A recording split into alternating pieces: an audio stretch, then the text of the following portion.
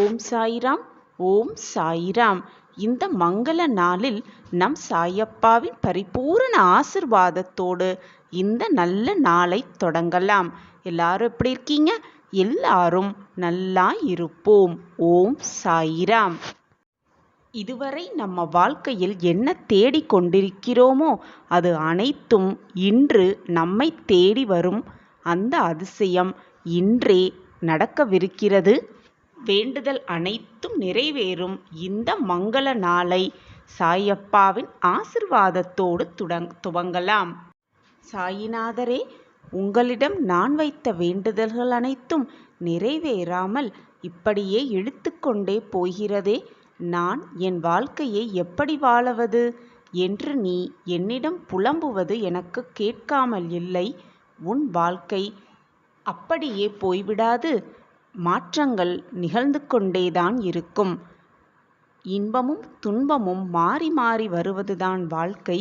வாழ்க்கையில் துன்பம் மட்டுமே நிரந்தரமும் இல்லை, இன்பம் மட்டுமே நிலையானதும் இல்லை.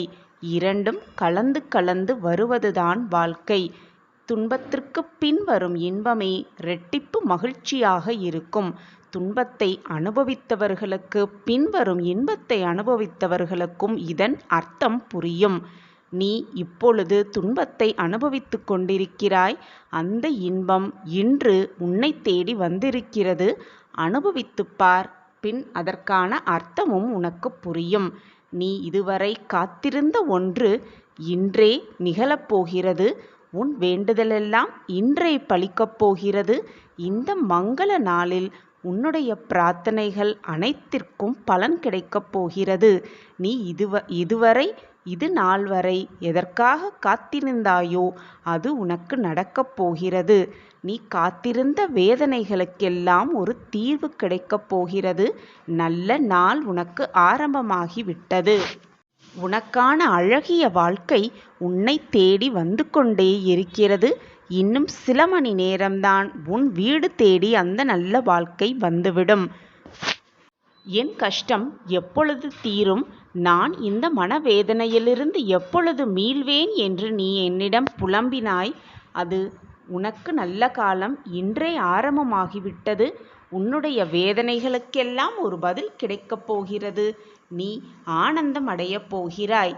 நீ மகிழ்ச்சியாக இருப்பதை பார்க்க உன் சாயப்பாவும் காத்து கொண்டிருக்கிறேன்.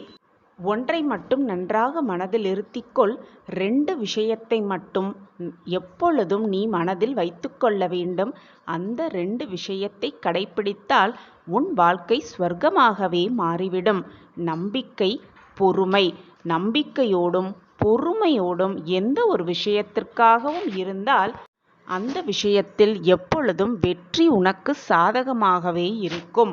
எப்பொழுதும் நம்பிக்கையாகவும் பொறுமையாகவும் இரு என்று நான் சொல்லுவது, பொறுமை என்ற வார்த்தை அடிமையாக மற்றவர்களிடம் அடிமையாக இருக்காதே. அடிமையாக இருந்து உன் வாழ்க்கையை தொலைத்து விடாதே. உன் மனதிற்கு எது சரி என்று படுகிறதோ அதை தைரியமாக செய். உன் வாழ்க்கையில் உனக்கு வெற்றி வந்து கிட்டும்.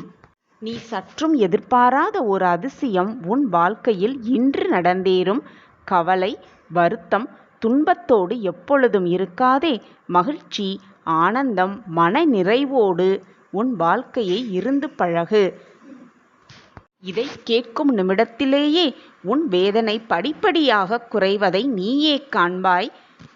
இன்று இந்த மங்கள நாளில் கை நிறைய வரங்களோடு வந்திருக்கிறேன். பெற்றுக்கொண்டு சந்தோஷமாக உன் வாழ்க்கையை துவங்கு. உன் சுமையெல்லாம் நான் சுமக்கிறேன். உன் கர்மாவையும் சேர்த்து நானே சுமப்பேன்.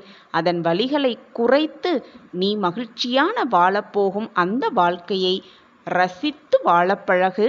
உன் சாயப்பா உன் அருகிலேயே எப்பொழுதும் இருப்பேன். நான் இருக்க பயமேன். ஓம் சாய்ராம். ஓம் சாய்ராம். ஓம் சாய்ராம். கண்களால் உம்மை பார்த்து மகிழ்வோம் சாயிநாதரே. அன்போடு உம்மை தழுவி மகிழ்வோம் சாயிநாதரே. அன்பு மிகுந்தால் ஆரத்தியும் சுற்றுவோம் சாயிநாதரே. எங்கள் தலைவணங்கி உந்தன் பாதங்களில் சரணடைந்தோம் சாயிநாதரே. ஓம் சாய்ராம். ஓம் சாய்ராம். ஓம் சாய்ராம்.